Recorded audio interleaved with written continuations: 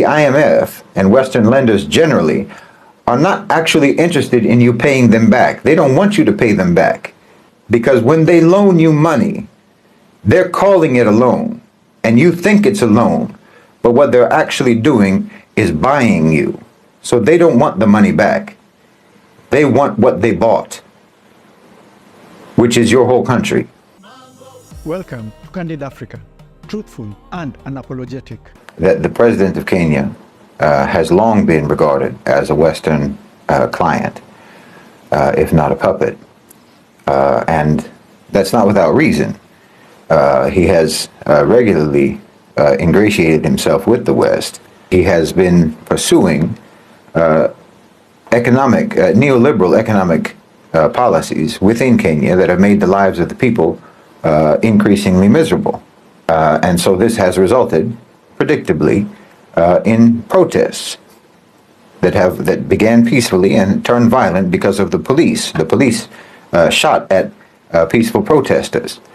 Now, they're calling for the removal of the president of Kenya, William Ruto. Now, what I would say about that situation is that it's similar to the situation before it in Sudan, and it's similar to the situation before Sudan in Egypt, where the people are protesting against the government for policies that the government is implementing, which the government is held hostage to implement in favor of multinational corporations and international lenders,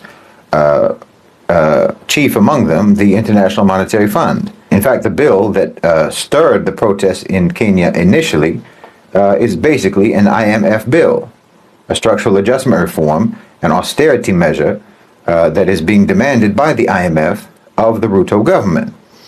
So my opinion, as was my opinion with regards to Sudan, when Omar Bashir was being blamed for the economic policies that were the austerity measures, the austerity economic policies, the neoliberal policies that he was implementing under coercion in Sudan, and the protests against Sisi because of the neoliberal policies that he was implementing under coercion. My position has always been that these leaders, these politicians, exist to take the blame for the policies that they're implementing on behalf of private sector power. That's why they exist. That's why I call them effigies, because they exist to implement the policies that will make them unpopular, and then they'll take the brunt of the unpopularity. They'll take the brunt of public anger, and then they'll be removed, but the policies will remain, because the source of the policies is the private sector, is the international private sector. It's the OCGFC. It's the Western multinational corporations and lenders, financial institutions, and so forth. Again, specifically, the International Monetary Fund. This is your problem. And now, who is the International Monetary Fund doing what it's doing? Who is it doing it for? It's not doing it for Kenya. We all know that. And it wasn't doing it for Sudan, and it's not doing it for Egypt. So who are they doing it for?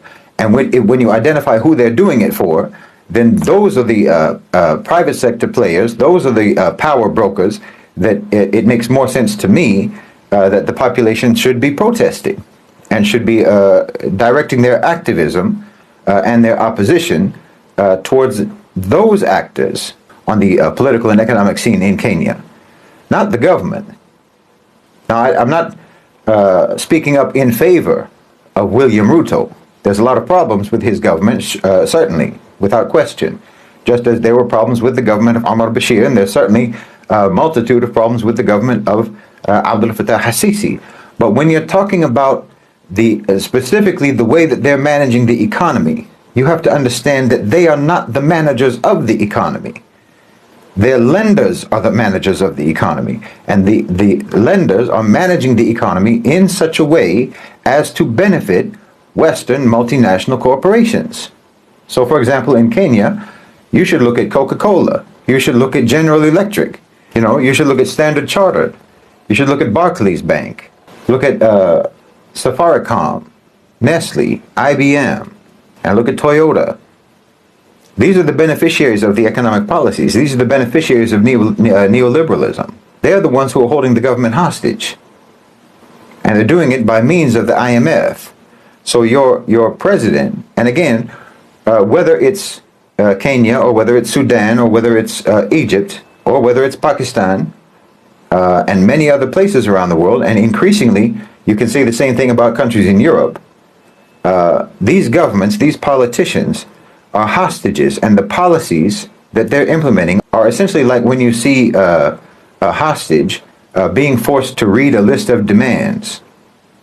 You don't get angry at the hostage for the demands that he's making on behalf of the hostage taker. And that's what the government does. That's what your president does. That's what your prime minister is doing. You know, they're just reading the list of demands that they have been told that they that must be met in order for them to not be eliminated. And the one that's going to be eliminated here isn't the president, it's your whole economy. Because the IMF has considerable power to sabotage and cripple your economy if you don't do what they say. That's why it's better for you if you never get involved with them in the first place. And this is why I've said time and time again that it's much better for Muslim countries, for countries in the global south, for countries in Africa, to do business with China, to do business with Russia, while they still can, while those countries are still interested in investing in Africa, in the global south, Latin America, and the Muslim world, and so on, while they still have the money to spend, you ought to take the money from them rather than taking the money from the IMF.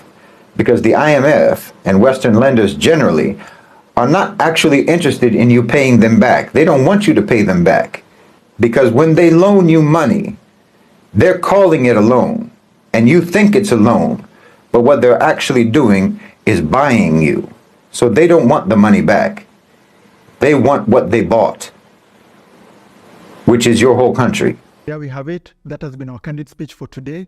Please feel free to give your opinions in the descriptions below. On this show, we don't tell you how to think or manipulate you. Everybody is open to air the opinion, what you think about the speech. Did you love it? Did you like it? Do you disagree with it? Do you agree with it? Please let us know in the comments below. That's important. Discussing these issues is very important.